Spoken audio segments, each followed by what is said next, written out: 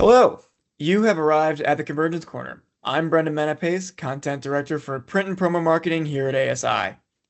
And I'm Chris Ruvo, Executive Editor of News and Content Strategy for ASI Media. Now, for those who are new to the Convergence Corner podcast, it is a series of discussions with distributors who specialize in both print and promotional products in their sales and how the combination helps their business. Today we're going to be talking to Gabi Gebauer-Lewis. Gabi's the General Manager for College Hill, a distributor based out of Pullman, Washington. Gabi, thanks for being with us, of course. And would you like to give us some background about yourself and College Hill? Yes, I'd love to. So I started at College Hill in 2017. Prior to me starting, I was a client of College Hill. So I was connected with the owner on LinkedIn. They had a job opening and it fit my skill set. So I've been here ever since then. Back then we called it account coordination. It was really client services, which we've since updated the name. So processing orders, back-end operations, that type of thing. I then moved into managing that team and operations. Next move was into actual account management of my own, where I managed our key accounts. And then that evolved into general manager, my current title, which it speaks for itself. I generally manage a lot of things here at College Hill. I manage the managers of the client services and shipping departments. I also sit on our leadership team and I manage our key accounts still. So I sit in sales, I sit on leadership, I still have a hand in operations. So I'm doing a lot over here. And I was going to say, basically, you have nothing to do. It's a boring job with not a lot of responsibility. That's a good point. The one thing I haven't really dabbled in yet is design, and I'm not sure I ever will. We have such a talented team. I just could never measure up. There's plenty of time. Yeah, right. So College Hill started in Pullman, Washington at Washington State University. That's where that's the big school there. There's not a whole lot to Pullman besides the school. It has grown. And we started in 2011 above a bar near campus selling t-shirts to student groups on campus. That's a great location if your target audience is, I guess juniors and seniors at least, forgive the age group. Yeah. Yeah, so that was HQ back in the day. And it has evolved a lot. So we still work with Washington State University heavily, mostly with their departments. And that start, we worked with tons of colleges and groups all over the US. We found that they were graduating and taking us with them to their post-college jobs. And so we started working with more business to business, and we found that they have, for lack of a better term, bigger budgets than student groups do. And we grew to love working with corporate companies and nonprofits. And so now we've really shifted from heavy in the collegiate market to maybe 20% of our businesses in the collegiate market, with the rest being that business to business. We still have a home office in Pullman, but most of our folks are remote. I'm over here in Seattle and always have been. Back in 2017, I was the first non-WSU alumni to be hired here. So they got out of their WSU realm, and we've since hired a bunch of folks not associated with the school, even though we still. You're not a Husky, are you? Did they let you in? No, okay. I'm not a Husky, which I think that would have been one step too far for that. Deal breaker, I would think, on that resume. Yeah. So yeah, we've grown as a company. We've evolved our target market, and my role has evolved alongside it. So with that growth, one of the taglines on College Hill's site is that it's a one-stop shop for all of the branding needs, obviously far beyond just t-shirts over a bar. But that really hits at the center of the conversations that we have on the podcast, being that one-stop shop for your customers in terms of print and promo. What are some of the various products and services that College Hill now provides? Like, I saw kitting, virtual stores, design services, all of these things now, beyond just t-shirts and even promo. And how do they solve the various asks that you're getting now that you're not just working with student groups too? Right. That you nailed it. You touched on a lot of our services. It's just beyond branded merchandise. And a lot of these services were added on because we were getting asked for them. And instead of saying no, we said, sure, we'll figure it out. And we have adapted into virtual storefronts. And it started with simple pop-ups where it's a pre-sale, and that's evolved into warehousing inventory and employee company stores and all sorts of different types of services. We have an in-house design team, so our design services are huge. That allows folks to not have to maybe go to their internal brand teams or marketing teams, and a lot of times they don't have that, so they're outsourcing that. With us, you come to us with an event coming up, you have your brand guidelines deck, but you need something more catered to the event. Our design team does that, which makes it just eliminates how many stakeholders are potentially in the project. And then just like the number of products that we're able to offer. It's not just t-shirts anymore. It's hard goods and all sorts of, I mean, anything under, like, it's shocking how much our industry has grown in terms of offerings. It used to just be those kind, the typical apparel brands, and now it's name brands getting into our industry, and that's what a lot of folks want. They want that high quality product with a high perceived value with their logo on it or for an event. So products have evolved, services like online virtual stores, and yeah, kitting projects. That really came about during the pandemic. And a big part of that is social media. That unboxing experience and how that's so Mhm. viral. That's really what we were going after and pitching to our clients. When we're not able to be in an office, make someone have that moment at home. So that's a kit with a custom box. And then inside you have all sorts of products. So it makes them want to potentially post about it on LinkedIn or their own social media pages if it's for like a welcome new hire kit. And then there's also the event ones where there were virtual events happening. So that came about during the pandemic. And just it's been a really, people still love the unboxing experience. That hasn't gone away. So we just continue to include that idea as strategies that we pitch to our clients depending on what they come to us for. And Gabby, I know we're going to get into the particulars of a case study, if you will, in a second, but it's kind of interesting to me how it seemed like it was fairly organic. Is it like customers were asking and you all were like, well, let's see how we can find out about that. Like, do you have any advice for maybe others who are looking to do something similar, where they're like, okay, my clients are asking for this. Where do I begin to look for it? Like, what did that process look like? Yeah, I'd say one thing that's helped us is just staying curious. And oftentimes if clients come to us, it's not something foreign that we've never heard about or done. We've probably seen it somewhere and know that it's feasible. And so it makes that initial response of, yeah, let me look into it, more organic, like you said, and less deer in headlights. So it's really important to us to stay educated on new trends outside of our industry that could potentially start filtering in, like the kitting experience, the unboxing. It wasn't a foreign concept. We knew what they were talking about, so it was a little bit easier to say yes. And yeah, I think it's just don't be afraid to nod your head yes and have a really good team behind you willing to get curious with you and figure it out. Yeah, have all the people behind you to back it up once you say yes. So, like Chris said, to narrow it down to one particular case study here, can you think of something that you guys have worked on that blended these print and promo products together? Things, this could be apparel with printed inserts, all sorts of things like that. Can you think of an example that stands out as especially creative or challenging or successful, anything like that?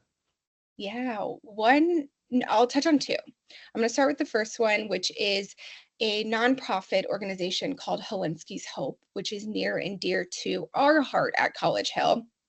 In 2018, Tyler Helinski was the quarterback at Washington State University, and he committed suicide without any signs of depression or anxiety. And his parents started this foundation to really raise awareness about mental health with student athletes and destigmatizing talking about mental health and the importance of it. And so we connected with that family right away after Tyler's death and have been with them from like the ground up with their organization, doing primarily apparel to start, fundraisers that way. And then Kim Helinski, Tyler's mom, got the idea of creating this student athlete mental health awareness week in October. And she started that in 2023, where she will go to different schools and talk about the resources that the organization provides and the importance of mental health. And to get sponsors and raise awareness, she came to us with the idea of doing a kit. And in the kit was a bunch of different merch that we would send the kit to a school who wants more resources for their student athletes on mental health awareness. And the kit includes, it's a bunch of branded merchandise. So Kim, really our client, essentially spearheaded the product selection with the help of our team. And that was really, what do student athletes use and what would they want to I guess, use to represent. And it's a green ribbon. And so we did temporary tattoos. We did helmet decals for football teams. We did hairband bows that you often see on softball teams and cheerleading teams. We also did lapel pins, classic, put it on your backpack, stickers, things like that. So in that kit, it depends on the size of the school, how many they get in that kit. And then they all went out at the start, or to arrive at the start of Mental Health Awareness Week. And in that kit, along with the branded merchandise, was a fully branded box. And in it has obviously the Helinski's Hope logo, but also you open it up and it's their mission. And in 2024, we adapted the box to have a photo of Tyler on the inside with his story and his background. And then the sponsors of the Mental Health Awareness Week were all on the outside of the box with a postcard insert inside as well. So again, touches on that unboxing experience with a bunch of different goodies in it. The challenge with that was, what do they want? What do these students want? And we've been able to take feedback from 2023. We adapted it a little bit in 2024. Like the stickers weren't as popular, so we switched products, changed up the box a little bit instead of just doing the same thing as the previous year. And the fun thing about it is we do in-house kitting. So Kim, this is so near and dear to her. She came and helped kit the boxes with us both years. So she loves to be hands-on and she's involved in the process. That's a cool experience, nice having the client that committed, it sounds like. Yeah. Exactly. That's very rare. Normally we would be like, no, don't even worry about coming and helping us. That's what our team is here for. But to be able to let her come in and interact with her, just, I know, is made it all the more special.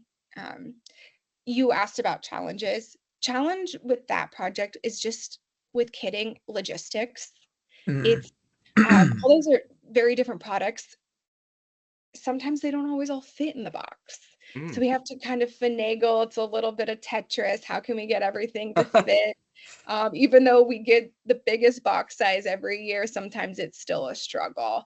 So we've had to adapt to maybe pulling back on products that might be too big. They still need to be pretty small because we're sending bundles of them in the boxes. So that's a challenge. And then just logistics of getting everything in-house in time to be able to kit and then ship out. Sounds like it was fun though, in a way. Like, and you feel like you're certainly supporting working with a cause that's, I mean, valid at the least, but like important and doing good work. Yeah.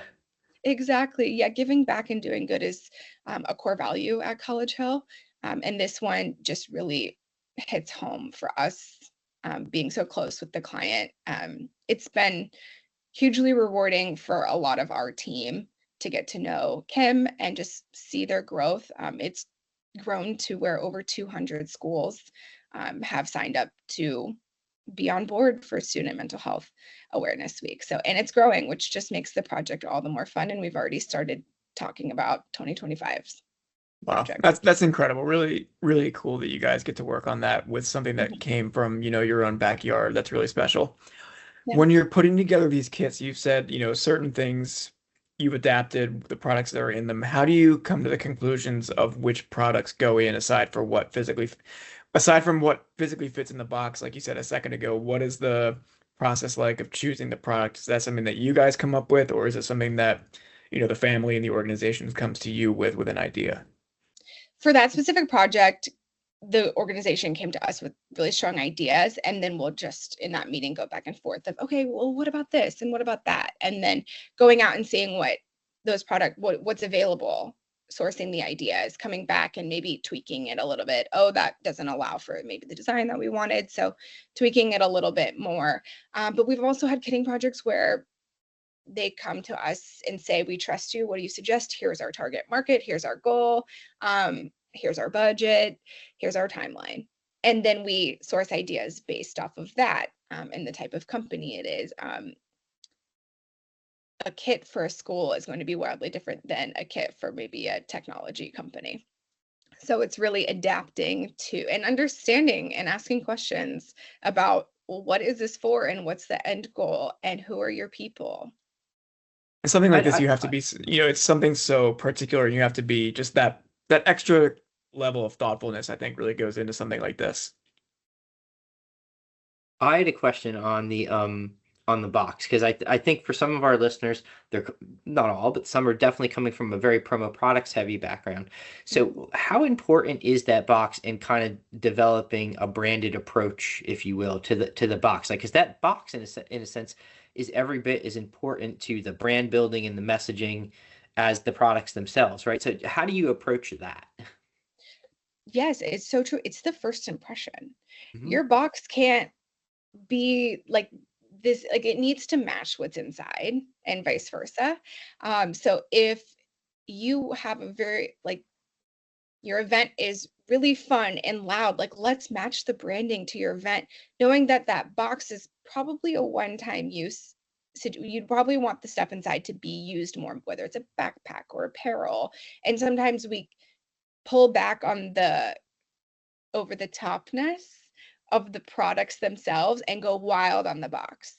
It's where you can really get creative and you have so many moments inside and outside for messaging and branding. So whether it's your sponsors, put your core values on the inside. Like you can get so creative with the box, and that is a really fun. We've done a box for the bar that we started at.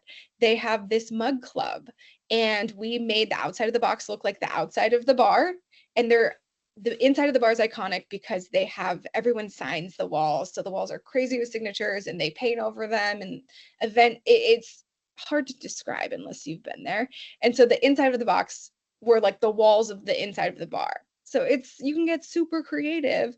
That's a pretty full circle moment, I'd say. Yeah, yeah, right, exactly. So you get so creative with the box itself. You're not stuck to just slapping a logo on it. You can really get loud and bring excitement from the moment that that lands on someone's doorstep, or if it's given to them at an event, they want to grab the box and see what's inside. Very good. So you mentioned this a minute ago. The main hurdle when it comes to these kits is, literally fitting things into the box. But when you were working on this first kit with the organization, or any of the subsequent ones you've been doing with the organization, have you run into any other major roadblocks, maybe from like sourcing the products, decoration, anything like that? And if so, how did you deal with those? Yes, there's always a hurdle, right? I was once at an industry event, and the speaker was like, hey, if you get from point A to point Z, without any hiccup, like consider yourself lucky because everything we do is so custom. So expect roadblocks because it's just part of what we do in the custom world.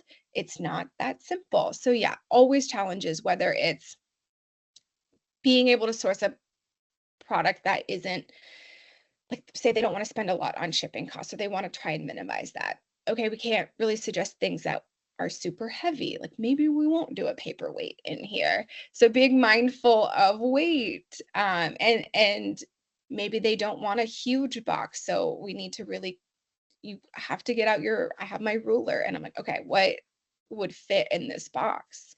I think a challenge internally with our design team is designing a box in and of itself can be kind of tricky. I'm like, because it's a 3D thing and you're designing it on a screen. So you're having to really envision, okay, this is the inside, and it on my computer, that's upside down, but in real life, it'll be right side up. So just the logistics or the learning curve of designing a box. Fortunately, there's programs out there that make it a lot simpler than when we first started. There are suppliers who have 3D virtual rendering programs that have been hugely helpful with our team learning and adapting to designing that type of product. Awesome. Well, finally, to wrap things up, Chris kind of asked a version of this about your advice for distributors looking to do something similar. But on a grander scale, if a distributor kind of wants to do what College Hill has done and expanded its offerings and scaled in the way you have, what's your advice for doing that? How would you recommend what's the first step, I guess? The first step, I would say, is having a problem solver mindset. Mm. If you are just here to sell products, I don't know that you can get very far in this day and age. The expectation is that you're going to be a one-stop shop, and how we've become that is solving problems. And the problem can be some things as simple as, I don't have the resources to make a design for this conference we're attending, and we need t-shirts. Okay, we have an in-house design team we can help with that.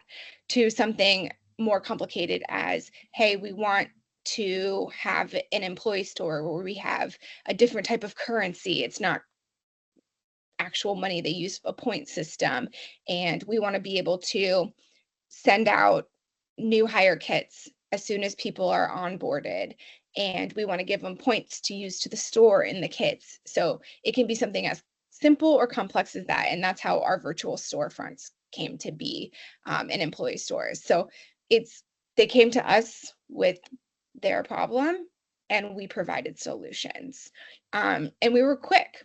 We didn't drag our feet. I think being quick to respond, having that yes mentality, anticipating needs before they even realize it's a need, is being a problem solver. Making your clients' jobs easier, not harder, has been a real method to success with us. And then staying flexible. I think if you have this box of products and services, and you just only stay within that box, that can only get you so far.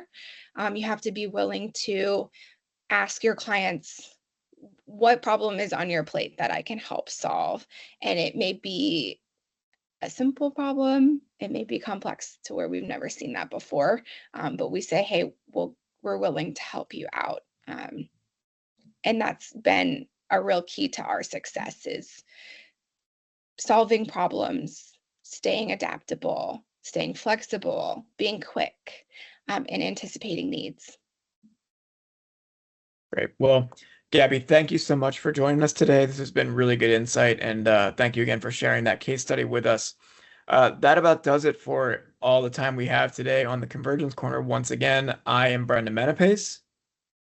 And I'm Chris Ruvo, and I'll just quick add before I go away that, Gabby, I really think that what you said there about responsiveness and positioning yourself as a problem solver, and problem solver being somebody who's willing to learn about different types of merch solutions, different types of printing solutions, all those different things, and being willing to kind of be the where all that coalesces and comes together for the client.